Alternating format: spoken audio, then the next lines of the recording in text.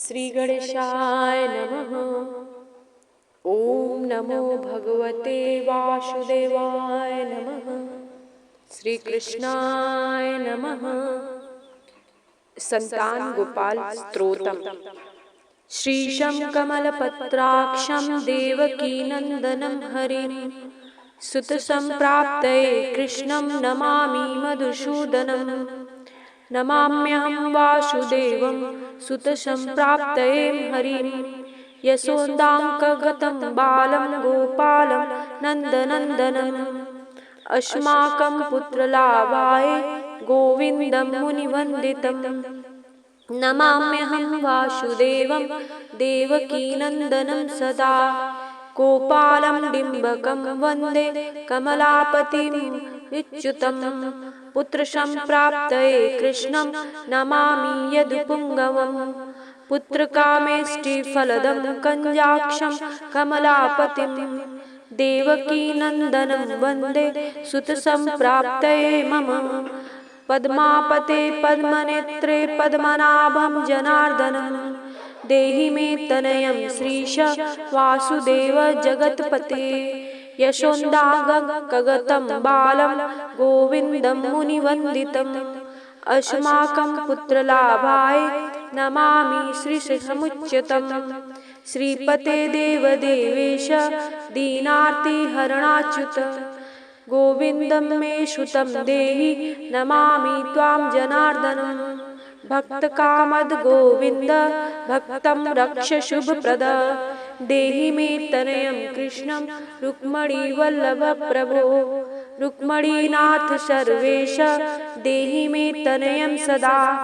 भक्तमन्दार पद्माक्ष त्वामहं शरणं गतः। देवकीसुत गोविन्द वासुदेव जगत्पते देहि मे तनयं कृष्णं त्वामहं शरणं गतः। वासुदेव जगद्वन्द्य श्रीपते पुरुषोत्तम देहि मे तनयं कृष्णं त्वामहं शरणं गतः। कञ्जाक्ष कमलनाथ परकारुणिकोत्तम देहि मे तनयं कृष्णं त्वामहं शरणं गतः। लक्ष्मीपदे पद्मनाभ मुकुन्द मुनिवन्दित देहि मे तनयं कृष्ण त्वामहं शरणं गतः।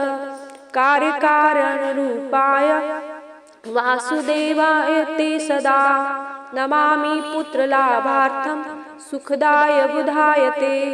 राजीवनेत्र श्रीराम रावणारे हरे कवे तुभ्यं नमामि देवेश तनयं देहि मे हरे। अस्माकं पुत्रलाभाय भजामि त्वां जगत्पते देहि मे तनयं कृष्णं वासुदेव रमापते। श्रीमाननीमानचोर गोपीवस्त्रापहारक देहि मे तनयं कृष्ण वासुदेव जगत्पते। अस्माकं पुत्रसंप्राप्तिं कुरुष्व मे यदुनन्दन। रमापते वासुदेव मुकुन्द मुनिवन्दित वासुदेव सुतं देहि तनयं देहि माधव। पुत्रं मे देहि श्रीकृष्ण वत्सं देहि महाप्रभो। डिम्बकं देहि श्रीकृष्ण आत्मजं देहि राघव। राघव भक्तमन्दार मे देहि तनयं नन्दनन्दन। नन्दनं देहि मे कृष्ण वासुदेव जगत्पते। कमलानाथ गोविन्द मुकुन्द मुनिवन्दित अन्यथा शरणं नास्ति त्वमेव शरणं मम। सुतं देहि श्रियं देहि श्रियं पुत्रं प्रदेहि मे। यशोदास्तनयपानज्ञं पिबन्तं यदुनन्दनं। वन्देऽहं पुत्रलाभार्थ कपिलाक्षं हरिं सदा। नन्दनन्दन देवेश नन्दनं देहि मे प्रभो। रमापते वासुदेव श्रियं पुत्रं जगत्पते। पुत्रं श्रियं श्रियं पुत्रं पुत्रं मे देहि माधव। अस्माकं दीनवाक्यस्य अवधार्य श्रीपते। गोपालडिम्ब गोविन्द वासुदेव रमापते। अस्माकं डिम्बकं देहि श्रियं देहि जगत्पते। मद्वाञ्छितफलं देहि देवकीनन्दनाच्युत मम मम पुत्रार्थितं धन्यं कुरुष्व यदुनन्दन। याचे अहं त्वां श्रियं पुत्रं देहि मे पुत्रसम्पदं। भक्तचिन्तामणे राम कल्पवृक्ष महाप्रभो। आत्मजं नन्दनं पुत्रं कुमारं डिम्बकं सुतम्। अर्भकं तन्यं देहि सदा मे रघुनन्दनं। वन्दे सन्तानगोपालं माधवं भक्तकामदम्। अस्माकं पुत्रसम्प्राप्ते सदा गोविन्दचित्तम्। ओंकारयुक्तं गोपालं श्रीयुक्तं यदुनन्दनं। कलियुक्तं देवकीपुत्रं नमामि यदुनायकम्। वासुदेव मुकुन्देश गोविन्द माधवाच्युत। देहि मे तनयं कृष्णं रमानाथ महाप्रभो। राजीवे नेत्र गोविन्द कपिलाक्ष हरे प्रभो। नमस्तकाम्य वरद देहि मे तनयं सदा। अब्ज पद्मानिभं पद्मवृन्दरूपं जगत्पते। देहि मे वरसपुत्रं रमानायक माधव। नन्दपाल धरापाल गोविन्द यदुनन्दनं। देहि मे तनयं कृष्णं रुक्मिणी वल्लभ प्रभो। दासमन्दार गोविन्द मुकुन्द माधवाच्युत। गोपाल पुण्डरीकाक्ष देहि मे तनयं श्रियं। यदुनायक पद्मेश नन्दगोपाक्षुधदूषुत। देहि मे तनयं कृष्ण श्रीधर प्राणनायक। अस्माकं वाञ्छित देहि देहि पुत्रं रमापते। भगवन् कृष्ण सर्वेश वासुदेव जगत्पते। रमाहृदय संभार सत्यभामा मनप्रिय। देहि मे तनयं कृष्ण रुक्मिणी वल्लभ प्रभो। चन्द्रसूर्याक्ष गोविन्द पुण्डरीकाक्ष माधव। अस्माकं भाग्यसत्पुत्रं देहि देव जगत्पते। कारुण्यरूप पद्माक्ष पद्मनाभ समर्चित। देहि मे तनयं कृष्ण देवकी नन्दनन्दन। देवकी सुत श्रीनाथ वासुदेव जगत्पते। समस्त काम फलद देहि मे तनयं सदा। भक्त मंदार गंभीर शंकराचित माधव। देहि मे तनयं गोपबाल वत्सल श्रीपते। श्रीपते वासुदेवेश देवकी प्रियनंदन। भक्त मंदार मे देहि तनयं जगतां प्रभो। जगन्नाथ रमानाथ भूमिनाथ दयानिधे। वासुदेवेश सर्वेश देहि मे तनयं प्रभो। श्रीनाथ कमलपत्राक्ष वासुदेव जगत्पते। देहि मे तनयं कृष्ण त्वामहं शरणं गतः। दासमन्दार गोविन्द भक्तचिन्तामणे प्रभो। देहि मे तनयं कृष्ण त्वामहं शरणं गतः। गोविन्द पुण्डरीकाक्ष रमानाथ महाप्रभो। देहि मे तनयं कृष्ण त्वामहं शरणं गतः। श्रीनाथ कमलपत्राक्ष गोविन्द मधुसूदन। मत्पुत्र फलसिद्ध्यार्थ भजामि त्वां जनार्दन। स्तनम्यं पिबन्तं जननी मुखाम्बुजं। विलोक्य मन्दस्मितं उज्ज्वलाङ्गं। स्पृशन्तमन्यस्तं मङ्गुलीभिः वरवरन्दे वसुन्दा यशोदा कङ्गतं मुकुन्दम्। याचेऽहं पुत्रसन्तानं भवन्तं पद्मलोचनं। देहि मे तनयं कृष्णं त्वामहं शरणं गतः। अस्माकं पुत्रसम्पत्तिश्चिन्तयामि जगत्पते। शीघ्रं मे देहि दातव्यं भवता मुनिवन्दित। वासुदेव जगन्नाथ श्रीपते पुरुषोत्तम। कुरु मा पुत्रदत्तं च कृष्णदेवेन्द्र पूजित। कुरु मा पुत्रदत्तं च यशोदा प्रियनन्दन। मह्यं च पुत्रसन्तान दातव्यं भवता हरे। वासुदेव जगन्नाथ गोविन्दं देवकीसुत। देहि मे तनयं राम कौसल्या प्रियनन्दन। पद्मपत्राक्ष गोविन्द विष्णु वामन माधव। देहि मे तनयं सीता प्राणनायक राघव।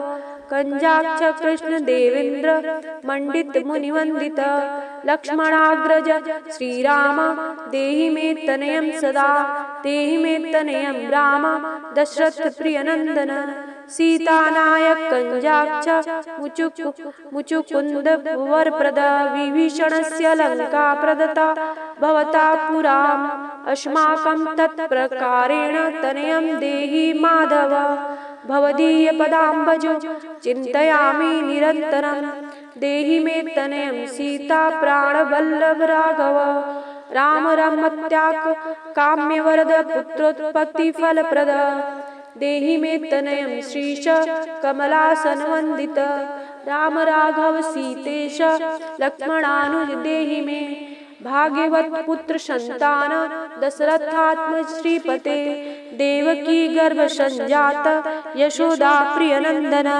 देहि मे तनयं राम कृष्ण गोपाल माधव कृष्ण माधव गोविंद वामनाच्युत शंकर देहि मे तनयं श्रीश गोप बालक नायक गोप बाल महाधन्य गोविंदाच्युत माधव देहि मे तनयं कृष्ण वासुदेव जगत्पते दिशतु पुत्रं देवकी नन्दनोऽयं दिशतु शीघ्रं भाग्यवत् पुत्रलाभं दिशतु श्रीशो राघवो रामचन्द्रो दिशतु पुत्रं वंशविस्तारहेतुः दीयतां वासुदेवन तनयो मत्प्रियसुता कुमारो नन्दन सीतानायकेन सदा मम राम राघव गोविंद देवकीसुत माधव देहि मे तनयं श्रीशं गोपबालकनायक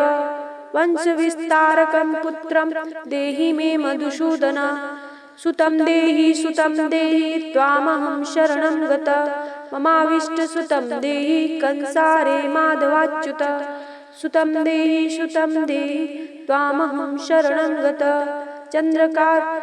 चन्द्राकरकल्पपर्यन्तं तनयं देहि माधव सुतं देहि त्वामहं शरणं गत विद्यावन्तं बुद्धिमन्तं श्रीमन्तं तनयं सदा देहि मे तनयं कृष्णं देवकीनन्दन प्रभो नमामि त्वां पद्मनेत्र सुतलाभाय कामदं मुकुन्द पुण्डरीकाक्षं गोविन्दं मधुसूदनं भगवान् कृष्ण गोविंद सर्वकाम फलप्रद देहि मे तनयं स्वामी त्वामहं शरणं गत स्वामिस्त्वं भगवन् राम कृष्ण माधव कामद देहि मे तनयं नित्यं त्वामहं शरणं गत तनयं देहि गोविंद कंजाक्ष कमलापते सुतं देहि त्वामहं शरणं गत पद्मापते पद्मनेत्रे पद्मनुजनक प्रभो सुतं देहि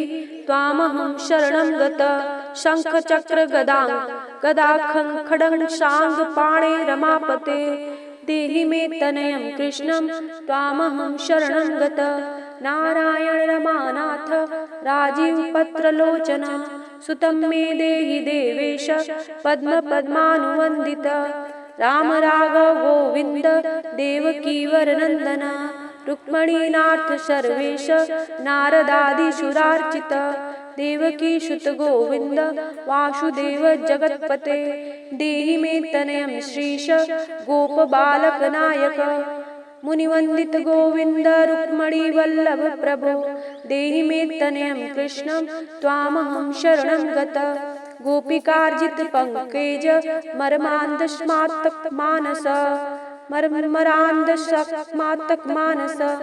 देहि मे तनयं कृष्ण त्वामहं शरणं गत रमाहृदय पंकजलोल माधव कामद ममाभीष्टसुतं देहि त्वामहं शरणं गत वासुदेव रमानाथ दासानां मंगलप्रद देहि मे तनयं कृष्ण त्वामहं शरणं गत कल्याणप्रद गोविंद मुरारे मुनिवंदित देहि मे तनयं कृष्णं त्वामहं शरणं गत पुत्रप्रद मुकुन्देश रुक्मणी वल्लभ प्रभो देहि मे तनयं कृष्णं त्वामहं शरणं गत पुंडरीकाक्ष गोविंद वासुदेव जगत्पते देहि मे तनयं कृष्ण त्वामहं शरणं गत। दयानिधे वासुदेव मुकुंद मुनिवंदित देहि मे तनयं कृष्ण त्वामहं शरणं गत। पुत्र संपत्प्रदातार गोविंदं देवपूजितं वन्दामहे सदा कृष्णं पुत्रलाभप्रदायिने। कारुण्यनिधये गोपी वल्लभाय मुरारये नमस्ते पुत्रलाभार्थं देहि मे तनयं विभो। नमस्ते रमेशाय रुक्मिणी वल्लभाय ते देहि मे तनयं श्रीश गोपबालकनायक। नमस्ते वासुदेवाय नित्य श्रीकामुकाय च पुत्रदाय च सर्पेन्द्रशायिने रंगशायिनी रमानाथ मंगलप्रद माधव देहि मे तनयं श्रीश गोपबालकनायक। दासस्य मे सुतं देहि दीनमन्दार राग सुतं देहि पुत्रं देहि रमापते। यशोदातनय अभीष्ट पुत्रदानरतः सदा देहि मे तनयं कृष्ण त्वामहं शरणं गत। अदिष्टदेव गोविंद वासुदेव जनार्दन देहि मे तनयं कृष्ण त्वामहं शरणं गत। नीतिमान धनवान पुत्रो विद्वांस प्रजायते भगवस्त्वं कृपायाश्च वासुदेवेन्द्र पूजिता। यः पठेत् पुत्रशतकं सोऽपि सत्पुत्रवान् भवेत्। श्रीवासुदेव कथितं स्तोत्ररत्नं सुखाय च जपकाले पठे नित्यं पुत्रलाभं धनं श्रियम्। ऐश्वर्यराजसम्मानं सद्यो याति न संशयः। इति संतानगोपाल स्तोत्रम संपूर्णम्। यह संतान गोपाल स्तोत्र संतान और पुत्र प्राप्ति के लिए प्रसिद्ध है।